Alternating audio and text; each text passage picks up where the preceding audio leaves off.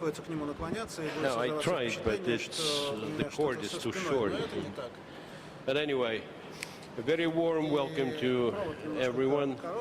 We're still missing some people in the audience, but I guess they'll be joining us because everyone is going through a fairly rigorous security check. Наверное, дело в том, что очень суровая проверка безопасности. We're ready to share with you the experience Я думаю, что все придут, и мы будем рады поделиться с вами нашим опытом. Позвольте мне кратко напомнить вам, поскольку мы уже немного встали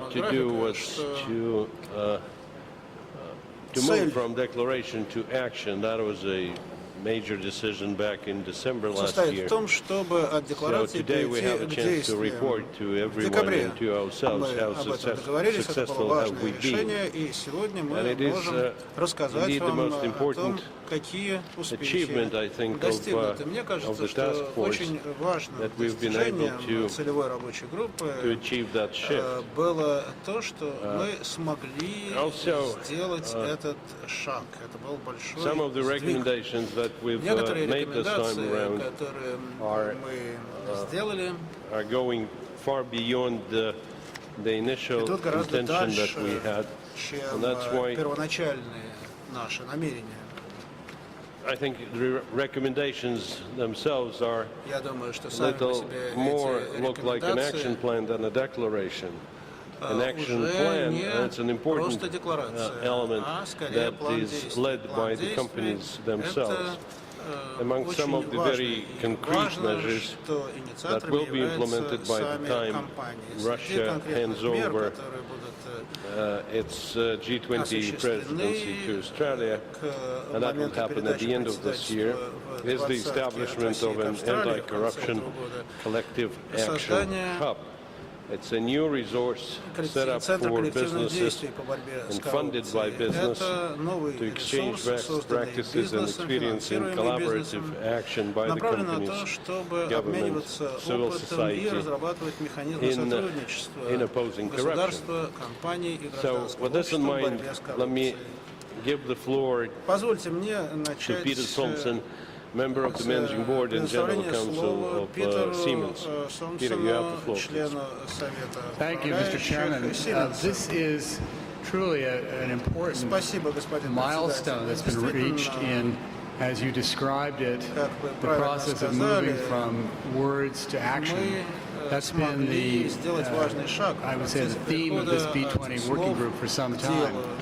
Focusing just now on one of the topics in which we are converting words to action is collective action. And collective action isn't anything particularly new. It's been done in a number of industries. I can think of the Wolfsburg collective action in the banking industry. A lot's been done in the extractive industries. And I had my own experience in 2002, 2003, when we in the diagnostic imaging industry were confronted with questionable practices in our markets. What we did was to get all of the vendors together to agree on acceptable practices, to cooperate, to inform, and frankly, to police one another, all in cooperation with the enforcement authorities. And it worked. There have been no prosecutions in the diagnostic imaging industry since collective action was started. So we know that it works, but it could do so much more if it were made available and if it were practiced in those parts of the world that are challenged by corruption.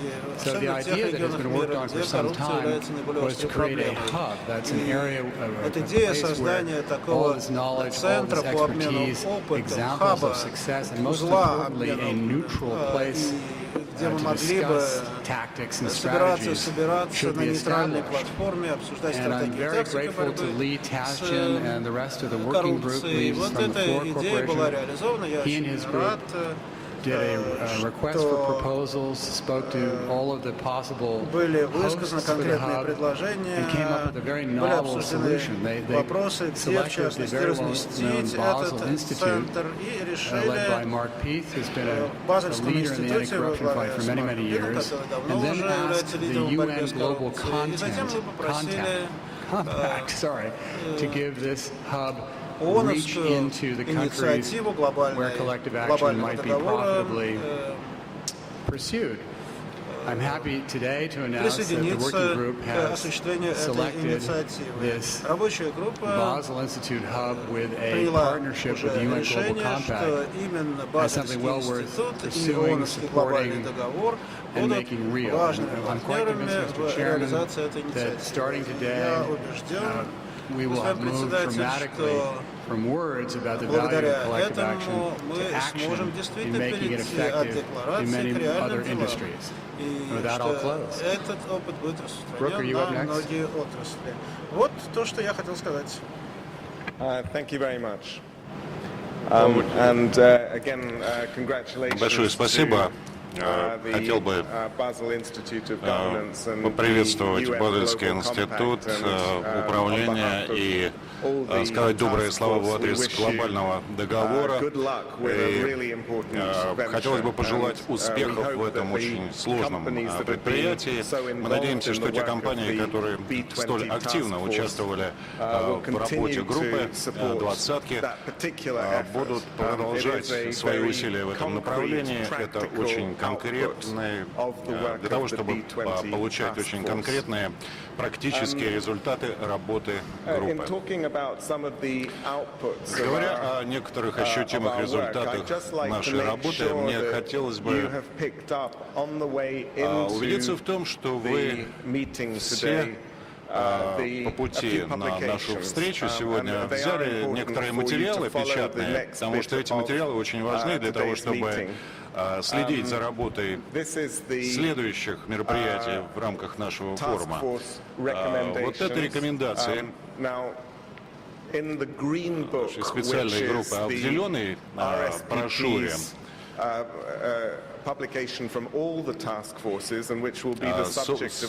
собранной публикации всех рабочих групп, и мы будем обсуждать результаты работы в 11:30 сегодня. Мы называем эту публикацию короткой версией, коротким вариантом. Мы пользуемся коротким вариантом, это мы называем полным вариантом рекомендаций. Я считаю, что в этой публикации мы пытались объяснить каждую из рекомендаций, рассказать, почему мы пришли к этим рекомендациям, какие действия проистекают в этих рекомендациях. Поэтому я призываю всех посмотреть вот в этом полном варианте эти рекомендации. Это достаточно большой документ. Я должен сказать, что на последней встрече Большой Двадцатки, которую я посетил недавно, делегат из Австралии на этой встрече, то есть это представители той страны, который будет председательствовать в Большой Двадцатке, высоко оценила эту работу и, безусловно, будет продолжена преемственность. Еще одним достижением рабочей группы является следующее. Прежде всего, будет чрезвычайно важно вот эти идеи из мира многосторонней дипломатии, которая существует Большая Двадцатка, перенести в каждую страну, которая участвует в Большой Двадцатке. Поэтому, когда мы говорим от слов к делу, а это наш девиз, это действительно то, что мы имеем в виду, потому что нам необходимы реальные действия. И в этом году была группа компаний и инвесторов в России, которые рассматривали наилучшие практики, наилучшие практические методы, которые сложились на таком типичном рынке, таком как российский рынок, и выработали собственные рекомендации для российского правительства. Это еще одна публикация, которую необходимо также изучить. Именно в ней как раз говорится о наилучших практических методах борьбы с коррупцией. И, в конце концов, коллективные действия. Сопредседатели Большой Двадцатки пригласили нас, попросили нас провести небольшое, простое исследование, которое сводилось к тому, чтобы ответить на вопрос, что такое коллективная деятельность, коллективные усилия.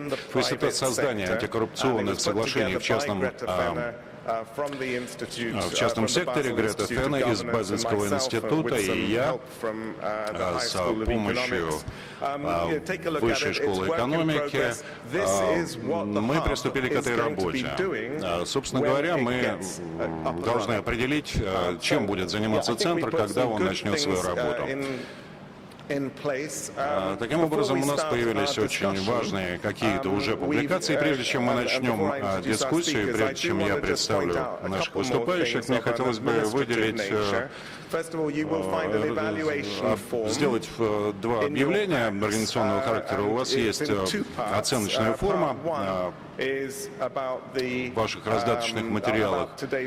Одна часть касается нашей сегодняшней встречи, группы 20. Я прошу всех ответить на вопросы этой анкеты. И вторая бумага касается того, что было сделано с декабря прошлого года. Я также прошу вас очень открыто подойти к ответу на все вопросы. И еще один организационный вопрос, что касается специализированной группы нашей. Обед запланирован для нашей группы в 2 часа, который будет проходить не на территории Ленэкспо. И я хотел бы попросить вас встретиться всем в 1:15 у главного павильона. Нам нужно будет пешком дойти до автобуса. Будьте готовы к тому, что придется пешочком пройтись. Я прошу в 1:15 встретиться со мной у главного входа в главный павильон. И мы отправимся на автобус, который повезет нас на обед. У нас сложилась очень серьезная группа руководителей бизнеса, с Китая Лю, из Китая, Стив Алман, председатель Совета директоров, Deloitte Touche. Слева от меня Кирилл Шамалов, заместитель председателя Совета директоров компании Сибур. Аран Нанда, директор Mahindra и Mahindra. Я хочу поприветствовать всех присутствующих. Хочу поблагодарить также за всю поддержку, оказываемую вами в нашей работе. К сожалению, нам не присоединился один участник нашей группы. Премьер-министр Нидерландов находится здесь в городе, и ему необходимо заниматься подготовкой именно этого визита. Он будет выступать на заседании, посвященном борьбе с коррупцией, в 6 часов вечера, поэтому если вы посчитаете, что вы недостаточно, так сказать, поучаствовали в обсуждении этих вопросов, вы сможете присоединиться к этому занятию. Итак, мы будем говорить о роли группы 20 в борьбе с коррупцией. Прежде всего, хотелось бы ответить на вопрос, как влияют рекомендации, как они могут влиять, выработанные рекомендации, на то, что происходит на рынке, как мы можем влиять на изменение поведения. Это именно то, что нам требуется. Второе, как через 4-5, через 10 лет будет выглядеть ситуация. Может ли создаться некий альянс, союз компаний в бурно развивающихся, в условиях бурно развивающихся рынков, сложившиеся рынки, как будут себя вести, где коррупция имеет глубокие корни. И вот этот центр коллективных действий, коллективной деятельности, как он будет влиять, и какие-то другие центры, которые мы сформируем. Поскольку мы немножко задержались с началом нашего мероприятия, я хотел бы предложить Майклу Эндрю из KPMG начать серию выступлений. Я хочу сказать, что KPMG находится на переднем крае этой работы, и для меня очень важно слышать такие вещи, как коллектива, такие определения, как коллективное, потому что Только в коллективном ключе можно бороться с этой проблемой. Пример, например, государственные закупки в Москве. Очень многие принципы, с которыми мы познакомились в ходе изучения этих процессов, они были отражены в отчете. 2 недели назад я был в Мьянме. Мы опубликовали принципы работы в сфере государственных закупок. И мне кажется, это уже конкретный результат работы этой целевой группы. Второй аспект — это торговые закупки, когда страны разрабатывают определенную политику, вводят определенные наказания за те деяния, которые нарушают имидж, репутацию страны, которые влияют на то, что происходит в промышленности, и влияют на положение страны на международном рынке. И когда соответствующее законодательство существует в стране, очевидно, происходит изменение культуры в этих бизнесах, в этих предприятиях. И очень много примеров есть. Это работа с банковской системой и целым рядом других организаций. Все это связывается в этом центре коллективной работы. То есть это и предприятия, и правительство. Все должны вносить свой вклад. У нас уже складывается определенный опыт, и существует очень хорошая возможность действительно изменить ситуацию, переломить ее. Очень приятно, что работа, которая проводится группой 20 России, находит отражение и в других странах. Например, в Австралии мы сейчас фактически начинаем реализовывать те рекомендации, которые выработаны были здесь.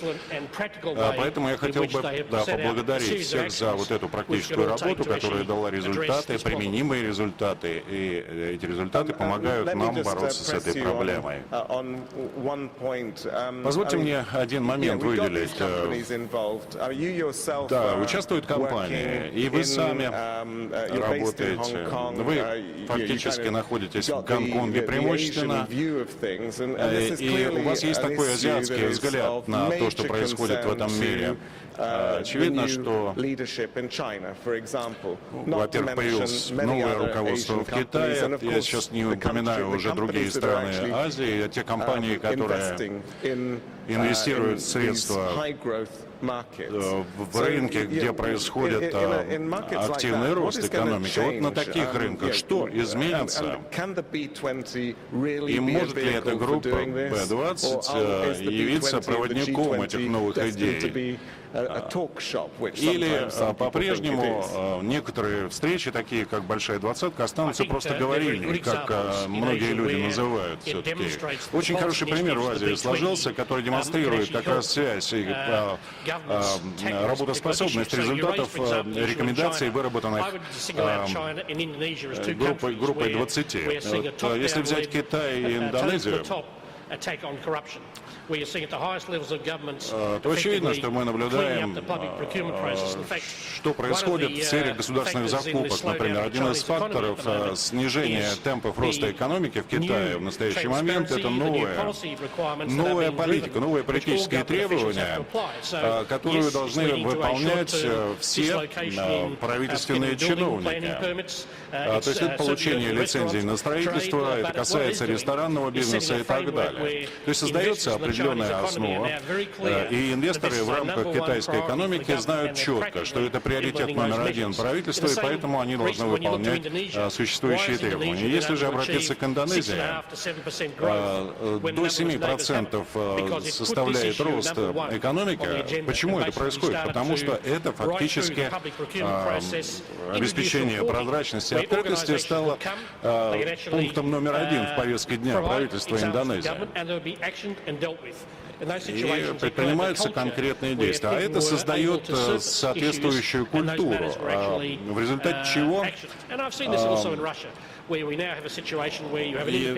это наблюдал и в России, когда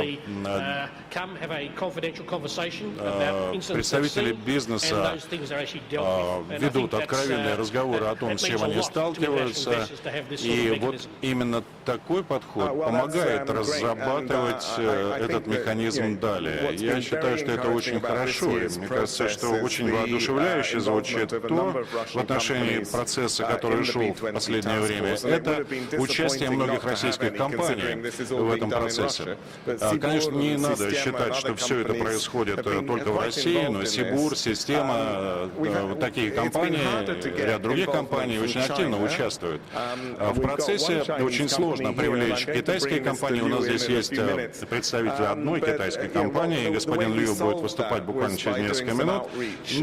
Но что мы делаем? Мы проводим выездные мероприятия, в частности, в Пекине, например, был форум международных бизнес-лидеров, и эти вопросы обсуждались на этом форуме. Что касается Индонезии, у нас практически никаких контактов нет с Индонезией, ни с бизнес-ассоциациями этой страны, ни с компаниями. Я считаю, что для нас это, в общем, серьезная проблема, и задача на будущее — привлечь представителей бизнеса из этих стран, и не только бизнеса, в этот процесс. Насколько серьезно мы в решении вот этой проблемы коррупции в мировом масштабе без участия этих стран? Необходимо привлечь эти страны к участию. Прежде всего, существует правоохранительная система, существуют известные законы, действующие в Великобритании и в Соединенных Штатах. Это очень сильные законодательные инструменты. Говоря о государственных интересах, если, например, происходит какой-то коррупционный скандал, это, безусловно, влияет на репутацию страны. Второй очень важный аспект — это силы рынка.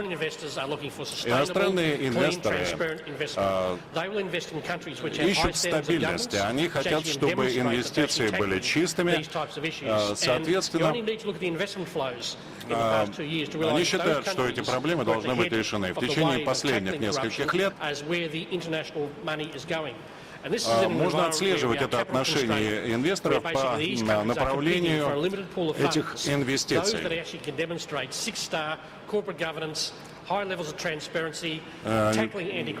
Соответственно, требованиями к этим странам как раз и сводится к тому, чтобы была обеспечена хорошая репутация в отношении борьбы с коррупцией. Спасибо большое, Майкл.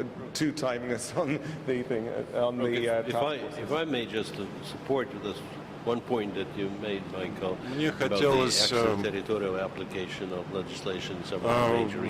прокомментировать экстратерриториальное применение юрисдикции.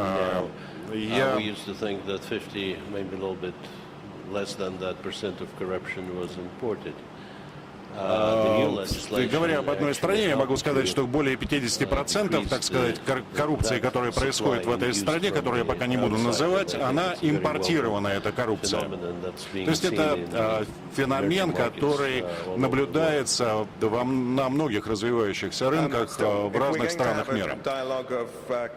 Если мы говорим о компаниях, об участии компаний, конечно, нужно привлечь к активной работе Индонезию и страны Латинской Америки. Мы говорили о Китае. Для нас большая честь сегодня принимать здесь господина Цитао Лю, президента компании China Communication. Это огромное государственное предприятие, один из крупнейших инвесторов зарубежных. Господин Лю является президентом CCCC. Это сокращенное название компании China Communication Construction.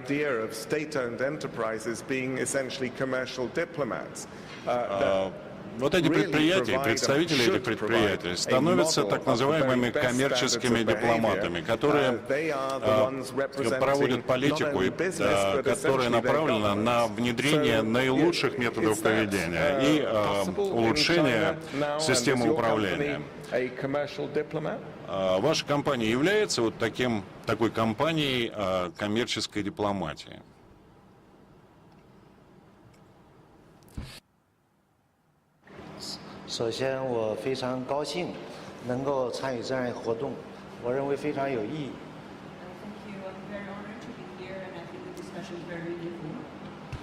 Спасибо большое.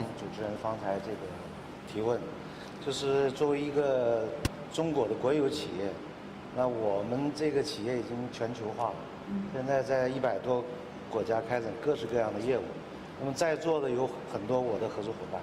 So I fully agree the recommendations and Я хотел бы выразить свое согласие с рекомендациями, которые были выработаны.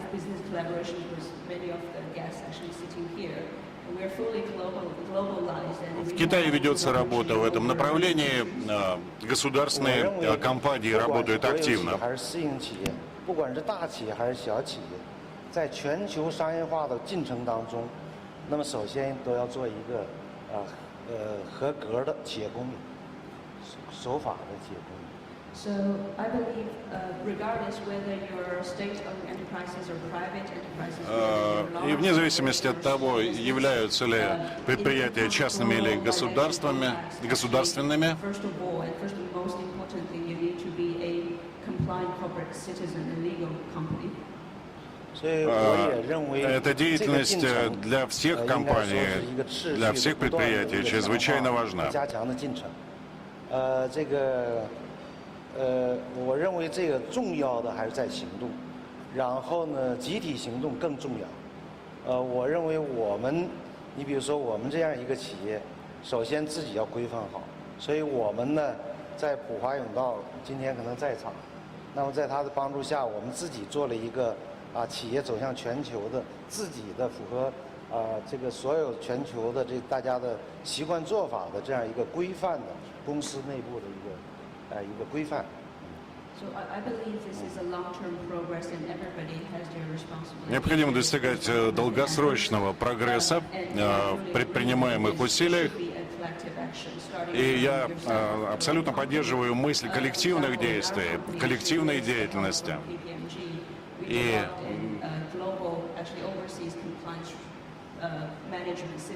наша компания сотрудничает с компанией KPMG. И мы стремимся к созданию общей системы противодействия коррупции. 作为企业，我们也不断的去谈，就是如何在国内立法，打击这种腐败行为，然后规范的中国的企业走向全球的这样一个法律法规。我们跟企业也在推动这件事儿。As we expanding globally, actually we have constant dialogues with the Chinese government. Постоянно идет диалог с правительством нашей страны, которые сводятся к выработке определенных рекомендаций, обсуждению подходов к изменению законодательства нашей страны, введении каких-то нормативно регулирующих актов, которые бы помогли нам в этой работе.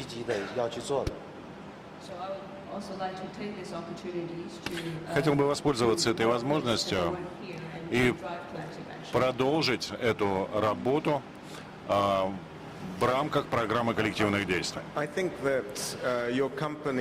Я считаю, что ваша компания очевидно очень активно занимается инвестициями в развивающихся странах, в таких странах Африки, Латинской Америки. И я хотел поинтересоваться, сталкиваетесь ли вы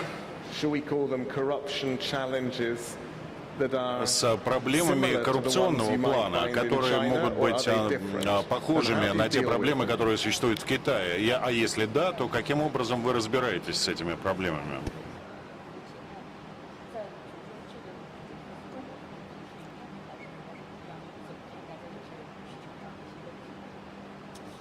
我认为这个问题应该是全球化的一个不断的这个控制与反控制的这个过程。在这个过程当中，并不是说发展中国家，包括中国在内，那么他们可能在立法的进程当中可能会有些滞后，在市场全球化的过程当中。但是我认为发达国家也同样存在这样那样的问题，在这个问题上，我们需要的是全球行动。你比如说我们在这个发达国家，你比如说美国呀、欧洲啊等等，这个我们也有很多业务啊，包括我们的这个装备的全球销售发展中国家。其实我们全球化的进程当中，作为企业来讲，我们认为就在这个问题呢，各位国家的立法有先有后，那么都在一个努力的进程过程当中。I believe actually this is a global challenge. Во-первых, это проблема глобального уровня. Я абсолютно в этом убежден. И необходимо улучшать ситуацию в этой сфере. Мы занимаемся инвестициями в развивающихся странах. Безусловно, имеются проблемы. 但是我认为这个应该说发展中国家应该向已经发达的国家，你比如说欧美这些发达的市场经济体，应该更多的借鉴他们在走过来的这个过程当中的立法经验和这个反腐败的这些经验，我认为是非常必要的。I believe it is very necessary for Считаю, необходимо, чтобы развивающиеся страны учились на опыте и использовали знания развитых стран в борьбе с коррупцией. Спасибо. Я считаю, что это замечательно, что вы изложили вот это мнение. Это, безусловно, окажет помощь в работе вашей позиции и ваше положение руководителя одного из крупнейших китайских внешних инвесторов, поможет в работе группы, во-первых, а во-вторых, вы сможете послужить очень хорошим примером для других компаний, которые, может быть, захотят участвовать в работе этой группы. Мне хотелось бы также привлечь внимание к определенной публикации китайского делового форума и такое своего рода совместное предприятие IDLF в Китае. Мы как раз пытаемся сделать то, о чем мы говорим сейчас с вами. Речь идет о выработке определенных инструкций, если хотите, методических рекомендаций. И мы хотели бы поблагодарить вашу компанию, господин Лю, в участии в опубликовании этого документа, а также руководителей других крупных компаний Китая. Я думаю, что именно вот так все-таки выглядит дорога, по которой нам нужно идти в будущем. Спасибо, господин Лю, за ваши комментарии. Мне хотелось бы сейчас передать слово, то есть обратить внимание на еще один крупный рынок, представленный здесь, и передать слово господину Арун Нанда, который участвует уже в течение нескольких лет в этом процессе, представляет компанию Mahindra. Мы знаем, что в Индии идет активная работа в этом направлении. Это демократический процесс, который дает очень серьезные возможности решения проблем. В то же время возникают и вызовы определенные. И я задаюсь вопросом, если мы говорим о центрах передового опыта, то не наступило ли время и в Индии создать такой центр? Спасибо, Брук. Да, коррупция, конечно же, является одной из главных проблем, с которой сталкивается экономика. Я считаю, что крупнейшая проблема, которую я предвижу в будущем, это увеличение пропасти, разрыва между богатыми и бедными. И, так сказать, вульгарная демонстрация больших доходов, богатства. Сказав это, я хочу сказать, что Индия — это очень сложная страна. Проблема заключается в том, что в отличие от западного мира, где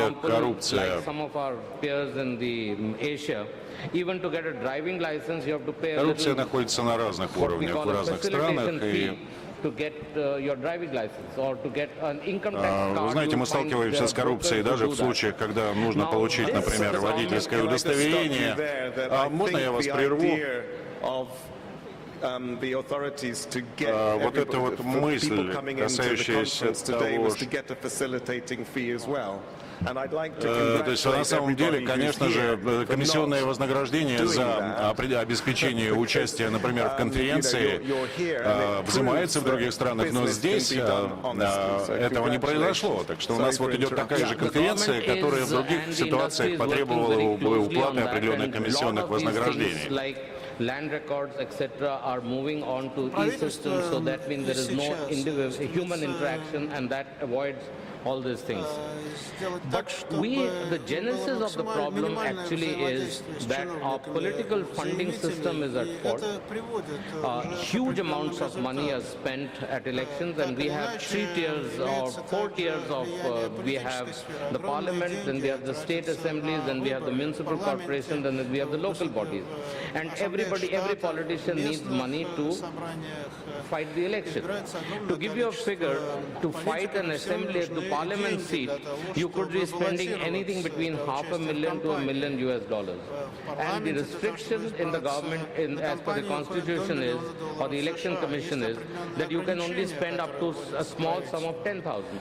So that means even if the industry, people are willing to pay by check, the guy cannot accept check because he has to spend it cash. Now, there are umpteen problems, but on the other hand, it is not true that you cannot do business without corruption. There are groups like Tata, there are groups like Mahindra, there are groups like Infosys, Wipro, who have succeeded. For example, I share a real estate company, and real estate is the biggest cash cow for politicians. I chair one of the largest real estate companies, and I have never paid a rupee. And people have actually invited us to come and do business in the state at the political level. We have done 2 PPPs to do industrial townships, which are SEZ as the Chinese will call it, and we have successfully done it. So you need to create a reputation, and you need to have a system by which you cannot, by which you spread a word around that you are not prone to giving money to the politicians, and then the politicians don't trouble.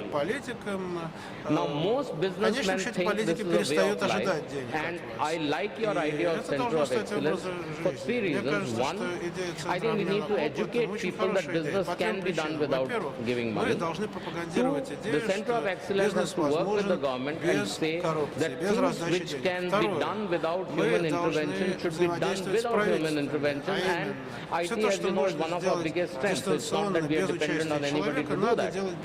And the third is, I think we need an industry government dialogue, like you are doing at G20 and B20 level. We need to do it at our country level, to say that, look, you remove these bottlenecks. For example, if all of us agree that the bidding, tendering process should be transparent, and it will take a little time for the smaller and medium enterprise to understand, the large enterprise understands it.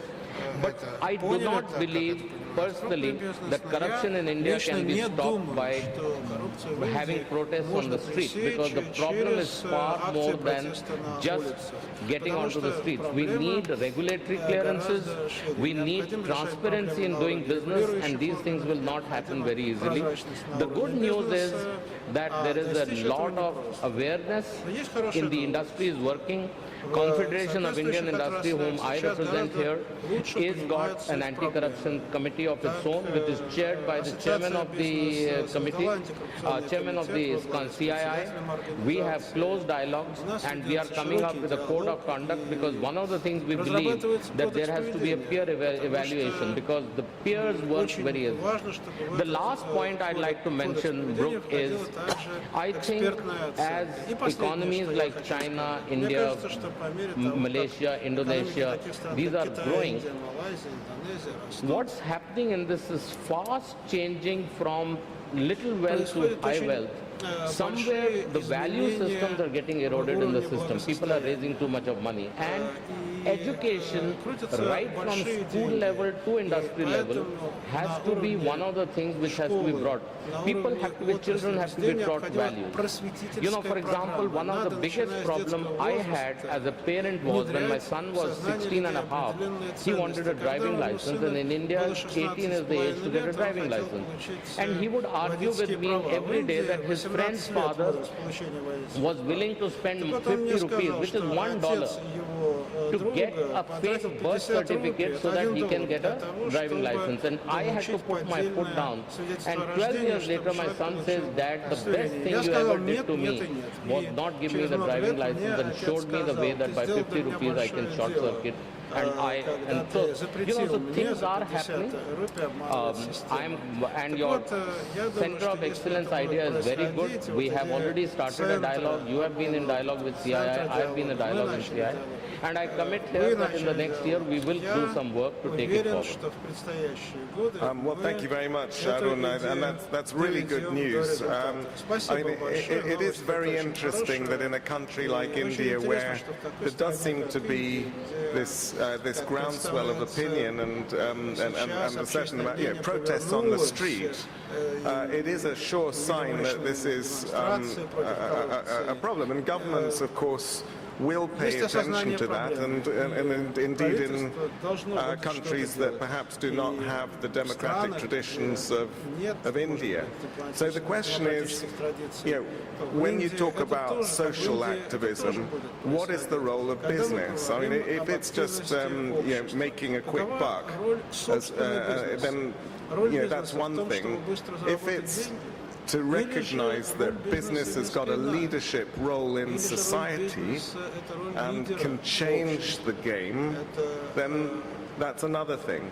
Now, again, it's not up to business to go for regime change or anything like that. I mean, your point about the political funding is an interesting one. But what we've tried to concentrate on here in the B20 this year is on things that business can control in a fairly short time scale. So, of course, you could criticize our group very easily for coming up with a collective action hub idea, which, frankly, is a rather modest output of actually 2 years of deliberations. On the other hand, it's something very concrete. It's something that business can May I object to that point? Go ahead, Peter, yeah. I think that you underestimate, I come here from the business world, the difficulty of getting competitors to cooperate. And getting this hub up and running is a substantial achievement. For those who have been involved in collective action efforts around the world, it's enormously frustrating how difficult it is to get arch competitors to come into the same room to engage in this sort of thing. So I would call this quite a substantial achievement seen from the business perspective. Well, I think you're right, and precisely. But on the other hand, if you're talking about changing value systems and the education of the young people, I mean, we've also got very nice business ethics programs. One developing in China, we got one in Russia. I'm sure there's some work going on in India. I also want to commend to you, Arun, and to the CII, some excellent work going on by the UN Global Compact in the India network. And I think if you could just show that publication that you've got on your right, Arun. Can you just show that to the audience? Understanding the demand and supply equations of corruption and fraud. I mean, this really goes into a detailed analysis of the demand and supply side, which is what this is. It's an alternative market.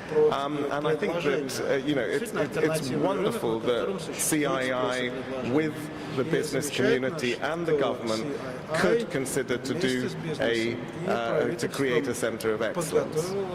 Brooke, I slightly disagree with you that what that business has a little role. Actually, the economy is driven by the business. You know, the government needs infrastructure and it needs companies like Siemens to come and do work there. And so if business takes a stand, it will happen, and the industry will, and the politicians will have to listen to it. More important, I think in India, and I have no experience of the other Asian countries, we do believe our stakeholder include the community. It's just not, you know, if you go to the small and medium enterprise, they think the stakeholder is only the shareholder. But as you grow up, companies like us migrated from shareholders to employees and business associates, but today we believe community is a very integral part. And as somebody rightly mentioned, why does a company like Mahindra or Unilever trade at much higher multiples at the stock market than others? Because people realize and give value for what is the value system of the company. If you want to raise money, and the way the country is growing, everybody is looking for FII. And FII and FDI is not going to come if you do not have good governance. So the industry, although not directly, can indirectly can play a very important role in changing the system. But I think the first thing we have to do is to tell our peers, especially the small and medium enterprise, that if you put your foot down, you can do business without greasing the palms. And in a short period, if you don't have transparent tender or bidding process, you may lose an order or two. But the good companies will survive and do better in a very transparent system. And to your last point of center of excellence and collective action, I think this is something which we are already doing, whether it is CII, FICCI, because it is a subject which is of great interest, and we have members which are not necessarily only Indian companies, multinationals, and we believe that the future of the country is dependent on good governance.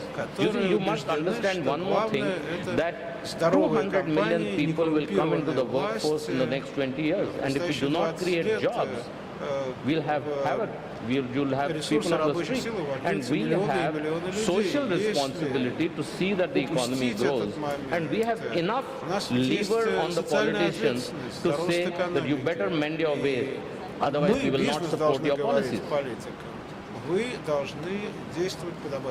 Well, Arun, thank you very much again for that commitment to work with us on developing a center of excellence in India, and we'll be very pleased to work with you and the Indian business community and indeed the Indian government to support you in any way we can. If we come to the third of the emerging markets, actually this term emerging markets is really out of date. Emerged markets.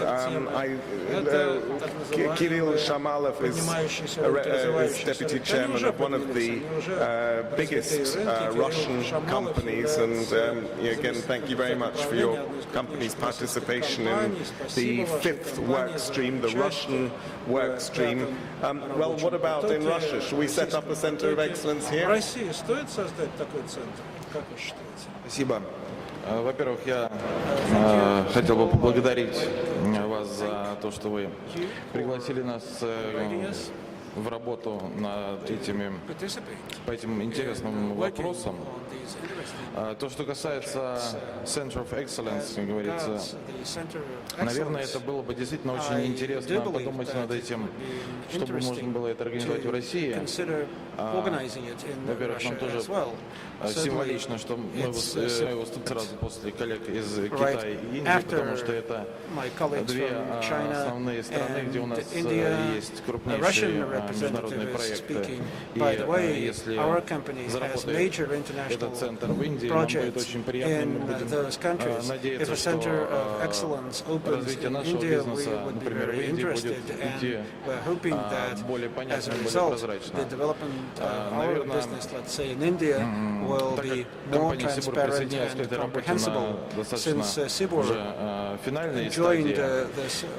Хотелось бы, наверное, большего, может быть понимание того, как все вот эти рекомендации, которые мы действительно полностью поддерживаем и считаем их очень важными, как эти рекомендации могут быть реальными механизмами для того, чтобы действительно антикоррупционное движение стало более реальным, в том числе и в России. Надо сказать, что мы, как крупная компания, которая в основном, скажем так, все производство и деятельность локализована в основном в России, мы на сегодняшний день видим тенденции, когда государство действительно понимает необходимость и дает бизнесу сигналы, с одной стороны, как с точки зрения антикоррупционных механизмов на площадке государственного управления, так и дает некие посылы для того, чтобы бизнес внедрял антикоррупционные механизмы у себя внутри. Так, например, закон о противодействии коррупции Российской Федерации дает необходимость внедрения тех же самых комплаенс-процедур. Например, мы не рекламируя нашу компанию, но эти процедуры на сегодняшний день вводим и считаем эти вещи очень важными, в том числе для того, чтобы наш российский бизнес был более привлекательным для международного сообщества и был более понятен. В том числе то, что касается механизмов, при которых может государство быть, скажем так, более полезным, более эффективным, это в хорошем смысле не мешать бизнесу развиваться. То есть это та же работа над уменьшением административных барьеров, которая очень важна. И во многом та же международная практика говорит о том, что отрасли, в том числе нефтехимия, топливно-энергетический комплекс в целом, и другой крупный бизнес в той или иной отрасли, государство во многом, на наш взгляд, должно давать возможность бизнесу самому регулировать те правила, по которым он играет. Например, то, что касается вещей, которые действительно выражаются в конкретных инвестиционных решениях. Это те или иные, скажем так, проекты по строительству того или иного производственного комплекса. Различные нормы, различные подходы есть в мире, да, но, например, к сожалению, в кавычках, благодаря тому, что у нас существуют достаточно старые технические нормы, которые идут корнями со времен Советского Союза, которые до сих пор еще не отменены, крупные компании тратят намного больше денег по сравнению с теми современными подходами, которые существуют сегодня в мировом бизнесе. И вот эти вещи, их важно, конечно, гармонизировать и во многом отдавать это под собственную ответственность большого бизнеса, который бы сам мог принимать эти решения. То есть так называемые саморегулируемые организации, которые на сегодняшний день существуют в какой-то степени, ну, например, в тех же Соединенных Штатах Америки, такие вещи уже давно отрегулированы с точки зрения, что государство отдает эти полномочия бизнесу. И бизнес сам управляет этими процессами, берет и несет за них ответственность. Okay, so let me just test this idea, because I'm just coming back to what Peter Somson said a few minutes ago about the difficulty in getting competitors to sit around and agree to create a collective action hub, and indeed I think it was a really great challenge. But what about the oil and gas industry in Russia? I'm talking about Russian national champions. I mean, are you telling me that you guys sit around the table and talk about collective action and self and voluntary standards in the oil and gas industry on a regular basis? Because if you are, I mean, that's wonderful, but I would have thought that that's a pretty big challenge in the Russian environment. Вопрос действительно очень актуальный, и я могу сказать, что топливно-энергетический комплекс в целом, да, существует, конечно, как у всех партнеров-конкурентов, соответствующие разночтения по каким-то вопросам. Но в целом я считаю, что among companies on certain глобальный questions. энергетический комплекс I think России that generally сталкивается с одними и the теми же Russian проблемами. energy complex И, is соответственно, facing по very similar, all определенным companies are вопросам facing общего very similar развития problems. движения самой And on отрасли certain questions есть relating to overall действительно development, реальные relating to the общие industry точки as a whole, соприкосновения, по there которым мы готовы are договариваться. points of convergence on which Всегда, we can соответственно, work не надо, together. мы там не идеализируем свою We're not ситуацию, понимаем, idealizing что our situation. любая We do understand конкуренция, в том that числе и глобальная, any на глобальных competition, рынках, including global она competition имеет in какие-то international свои, markets, скажем так, интернационально-корпоративные интересы, impose которыми вряд ли кто-то может поступиться. Но я думаю, что если начать процесс, при котором можно будет сесть за стол переговоров и каким-то общим вопросам, где интересы совпадают, я думаю, что на самом деле будет больше, чем тех вопросов, по которым договориться не удастся. Но если мы начнем это делать, то я думаю, что реальные результаты могут быть. Yeah, Brooke, I just wanted to add one observation in this regard, prompted mostly by what Kirill has just mentioned. Это имеет отношение к тому, что сказал только что Кирилл.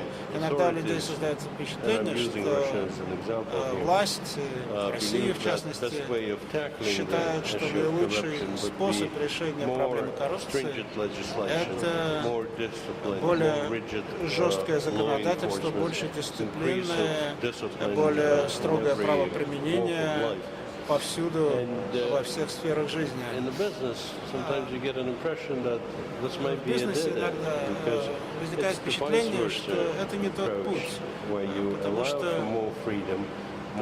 подход, когда вы допускаете больше свободы, больше саморегулирования на профессиональной основе, может принести более плодотворные результаты.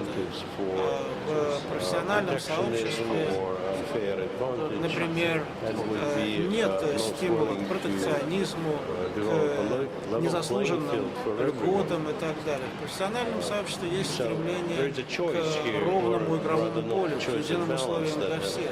Поэтому, конечно, надо найти тут баланс. И я думаю, что именно в будущих рекомендациях мы сосредоточим внимание на этом.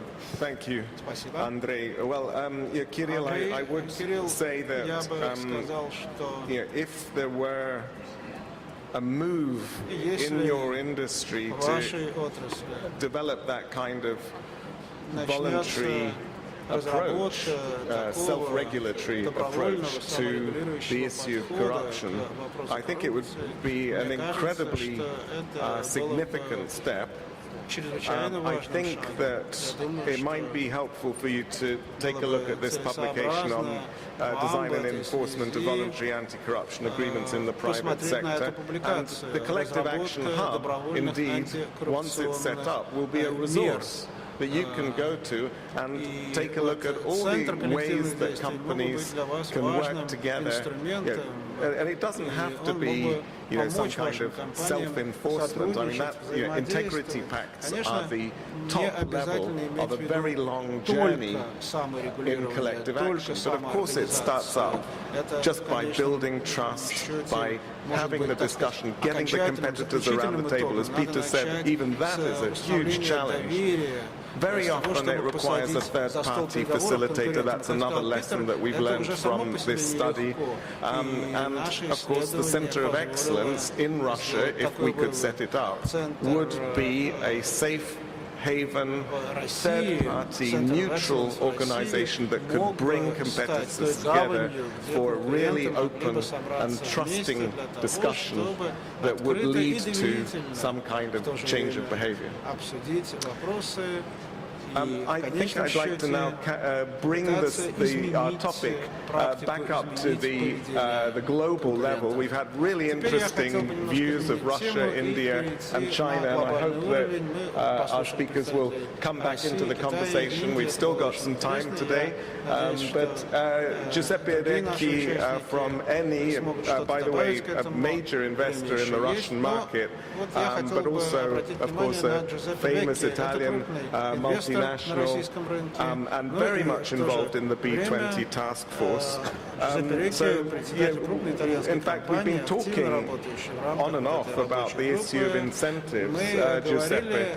And the point is, isn't it, that the biggest incentive for companies is not to be taken to court and not to be the subject of some kind of corruption scandal. So, when we talk about incentives, what else could there be?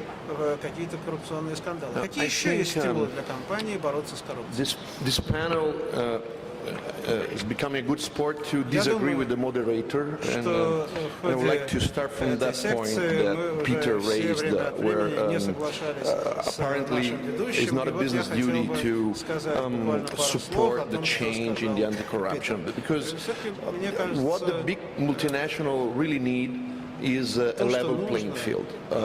So whoever has technology, resources, its own capacity, its own strength, really would like to compete on these matters rather than have a disadvantage from an unlevel playing field, which is something you cannot be prepared for and you cannot tackle in a systematic way. So what I would say is that corruption is a crime, so this is an ethical problem, of course, that governments must resolve. But basically what corruption does is create the advantage for a single, but a huge disadvantage for a collectivity, for a group, for the global. So we need to really change the approach, transform the compliance, the anti-corruption, in a collective advantage. And by doing so, there is a huge contribution that the business can do. Because think what happened in the green energy, for example. Green was a matter of social responsibility. That's how it started. The companies complied because their corporate social responsibility had to take care of this.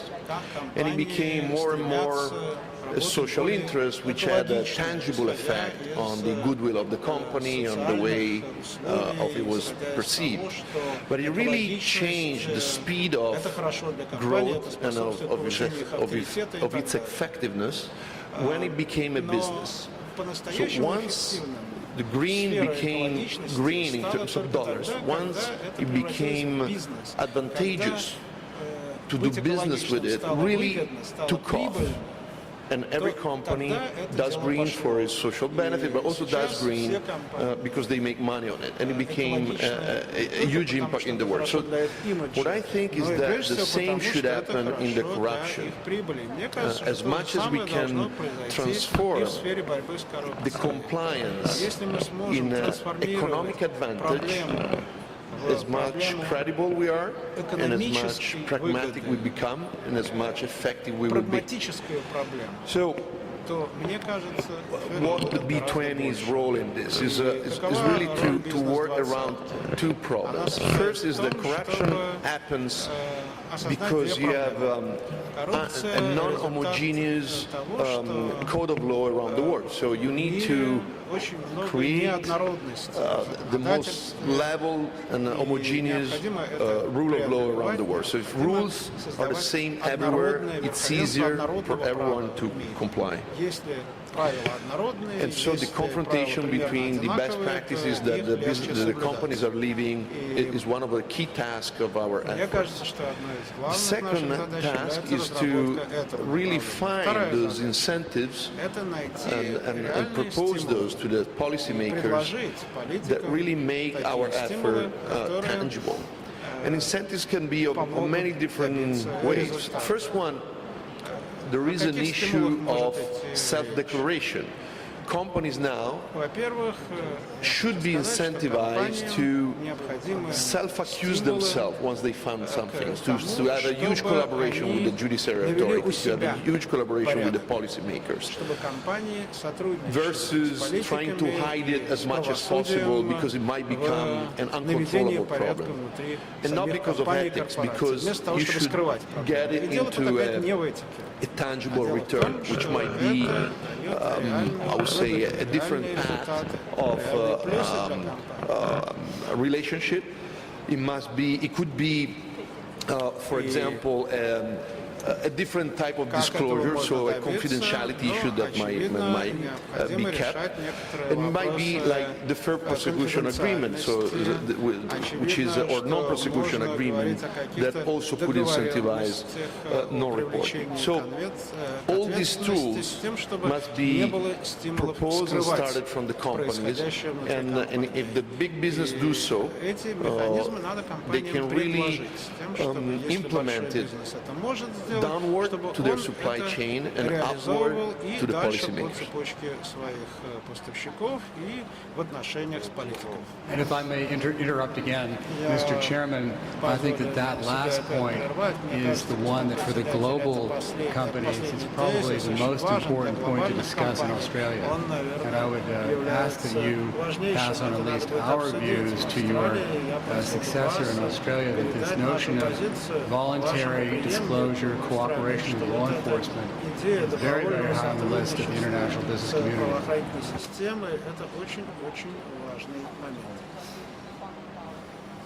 Well, we'll certainly put that message forward to the Australian chairs.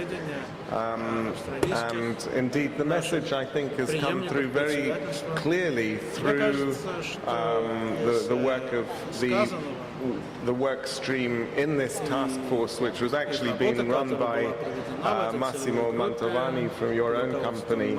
And clearly it's got a very, very strong resonance. What will be equally interesting is, again, as that issue lands on the ground in each of the countries, to what extent is that approach going to be taken by national governments? I have to say that I remember when the head of the UK Serious Fraud Office came to Moscow a couple of years ago, Richard Alderman, and invited Russian companies to come and have a dialogue with them, and if there was anything on their conscience that they would like to share with him, he'd be open for the discussion. And I have to say that there was a certain amount of incredulity on the part of the Russian business community, because that kind of dialogue requires some level of trust between institutions, which at least at that period wasn't there. So one can create the dialogue at the B20, G20 level, and I think that there is an appetite to do that, Giuseppe, in the G20. In fact, I'm sure that by the end of this year we will initiate a formal dialogue with the G20, between G20 and B20. But again, there's going to be a huge amount of work to be done in each country to bring that into land. Now, Steve Armand, you've been very quiet there. Thank you very much for your patience, but it would be really helpful if you could just wrap up what you've heard here and give us your thoughts on the role of the B20 in resolving any of these issues. Thanks, Brooke.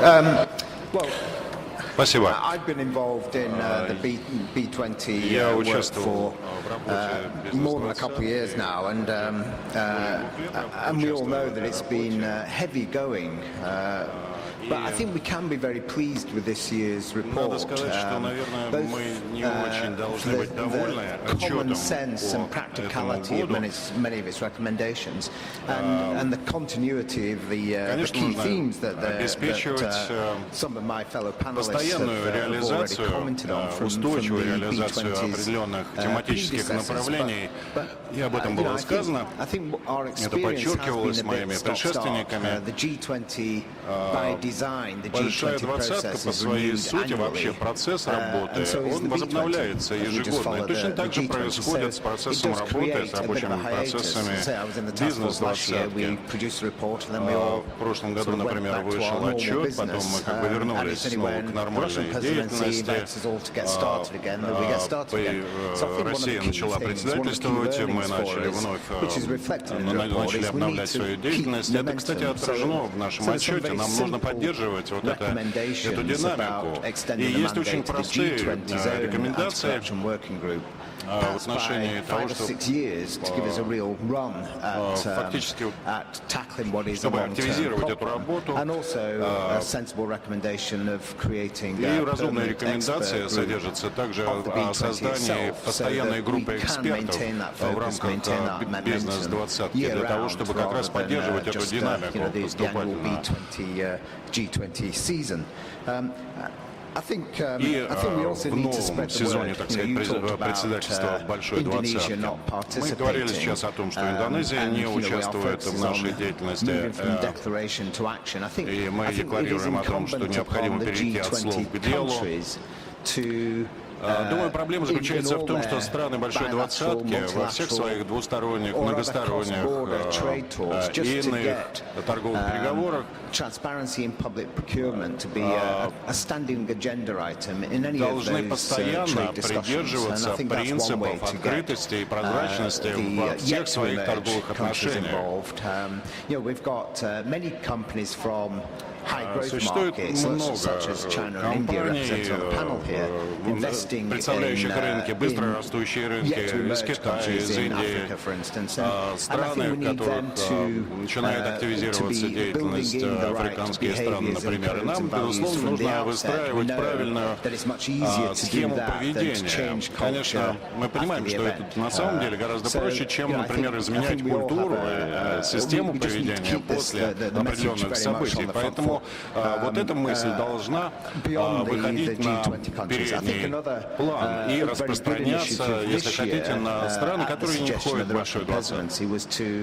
По предложению председателя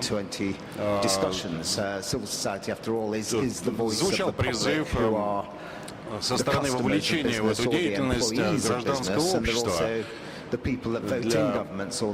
Люди, которые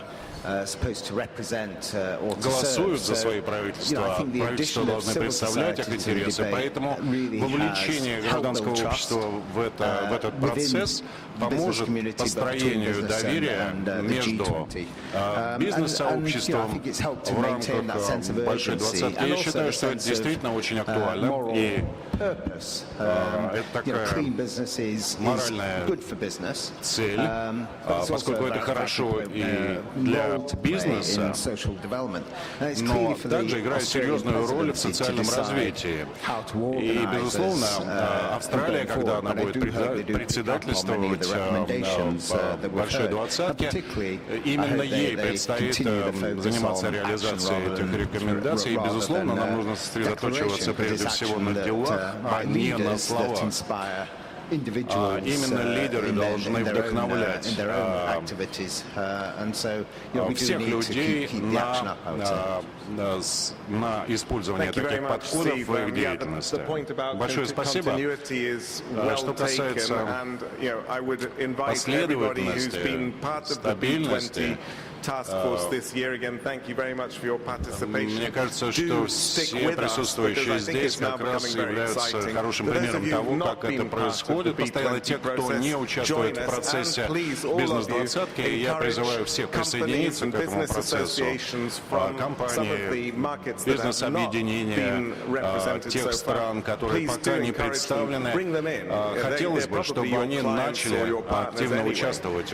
И у вас, безусловно, есть партнеры и клиенты из этих стран. Я хотел бы поблагодарить всех наших выступающих. Я уверен, что у нас будет еще возможность пообщаться. Сейчас я хотел бы предложить аудитории высказать свои замечания, комментарии, коротко задать вопросы, которые у вас накопились. И Берег Велпаш из ICC, я хотел спросить, здесь ли он, находится ли он в аудитории. Похоже, что нет. По-моему, Эрик хотел что-то сказать. И Бернард Белшки. Not. Okay. Его тоже нет. Any comments from, прошу вас, можете высказаться, задать вопросы или изложить свои комментарии. Ян Дауман, мой, собственно говоря, куратор из Международного бизнес-форума. Это одна из личностей, которая, так сказать, вдохновляет все наше движение, нашу деятельность. Когда мы говорили о преемственности по работе по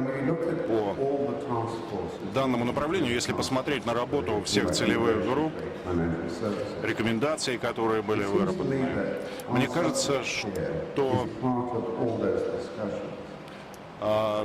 предмет, который мы обсуждаем, сейчас является частью вот этой дискуссии. Я считаю, что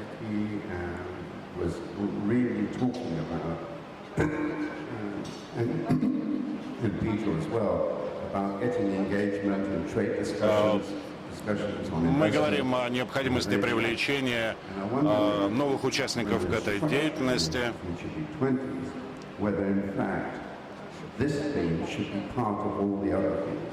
Вот эти усилия, которые предпринимаются нами, они должны быть частью общей деятельности, которая проводится в рамках Большой Двадцатки.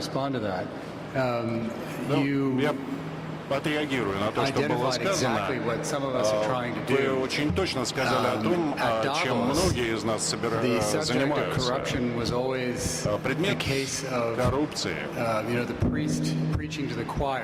вы знаете, всегда напоминает такую ситуацию, когда священник читает проповедь.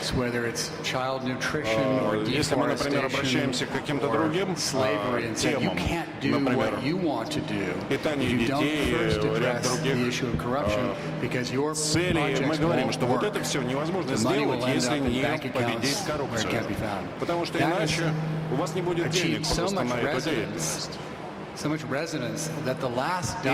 эта мысль получила очень широкий резонанс.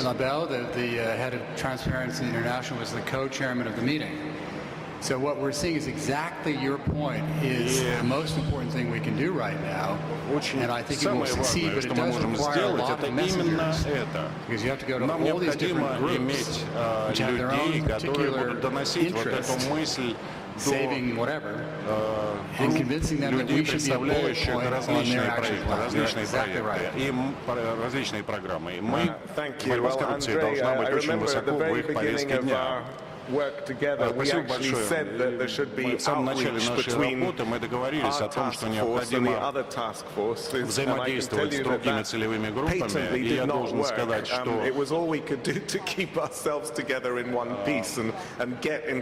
это, может быть, не совсем сработало, потому что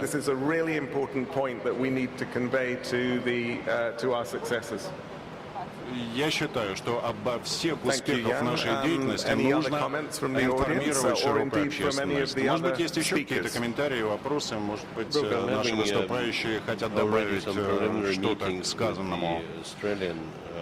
Мы провели ряд предварительных встреч с представителями бизнес-сообщества в Австралии. И вот сегодня, кстати, прозвучало несколько мыслей, которые фактически могут сформировать определенную повестку дня для подобного рода встреч. То есть вопросы, в частности, преемственности и ряд других вопросов. Во время обеда нашей целевой группы я хотел бы просто напомнить, что мы час 15 встречаемся у павильона номер 4 и отправляемся пешком в автобус, попытаемся его найти совместными усилиями. Это как раз очень хороший пример коллективной деятельности. Вот на этом нашем рабочем ланче, обеде, мы обсудим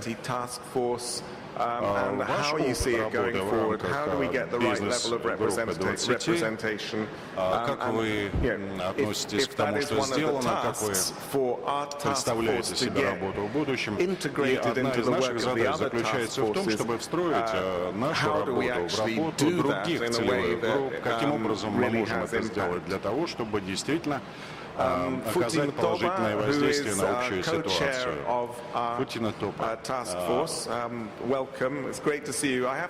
Очень приятно видеть вас. Я хотел сказать, что Фути будет представлять целевую группу на следующем заседании саммита бизнес-20. И, кроме того, некоторые из этой аудитории были приглашены для того, чтобы поучаствовать в мероприятии, где будет выступать президент Российской Федерации. Фути находится как раз в числе этих людей, и я сейчас предлагаю Фути высказаться.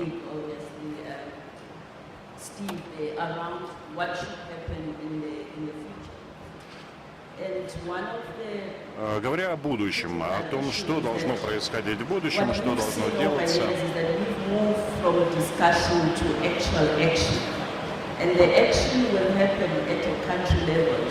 Говорим о том, что необходимо переходить от слов к делам.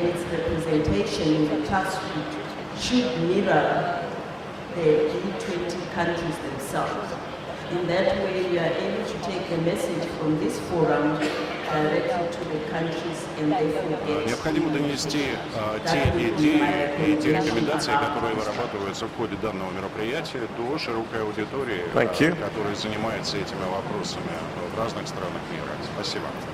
I might not be able to see you or recognize you because you are, you're really a long way away. So if I don't say who you are, you just introduce. Oh, Greta. Yes, Greta. Thank you. Sorry, it really is a long way. Greta Fenner from the Institute of Basel. Представляет Базельский институт. Хочу поздравить вас с получением заслуженной награды.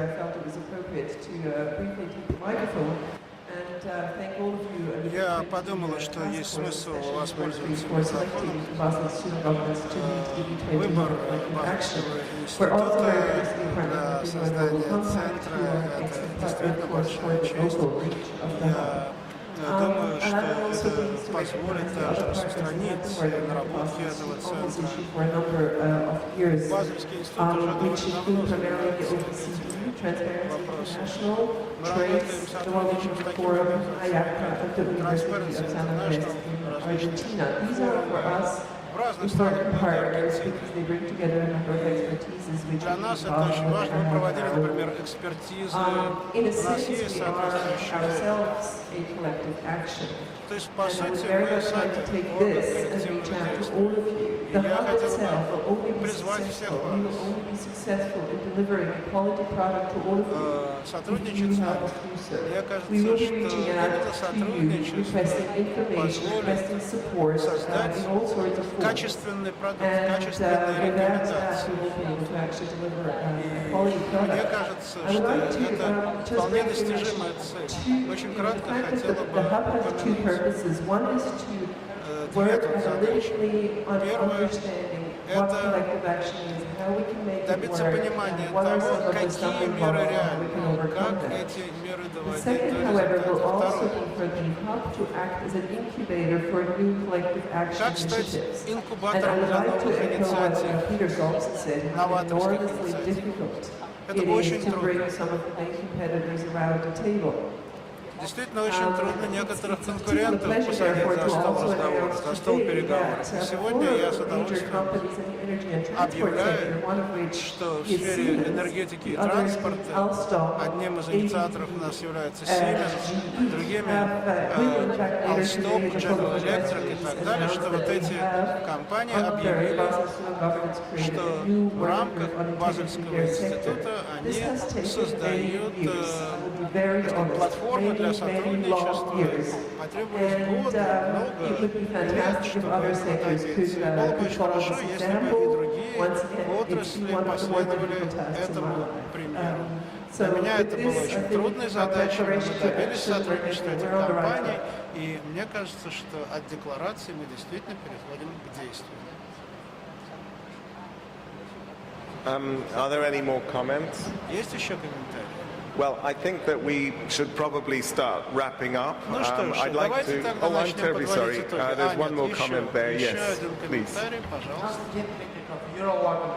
Actually, that is a question, and not for the very person, but actually Я хотел бы обратиться ко всем участникам. Each of us met during the process of implementation compliance during private periods. Is it possible? Можете ли вы кратко сказать, каков, так сказать, главный продукт, который мы могли бы использовать it's going to be a little bit difficult because we're running out of time. I suppose I'd like to just ask any of the panelists if they've got any final thoughts about the discussion that we've had, the future of the B20. Arun?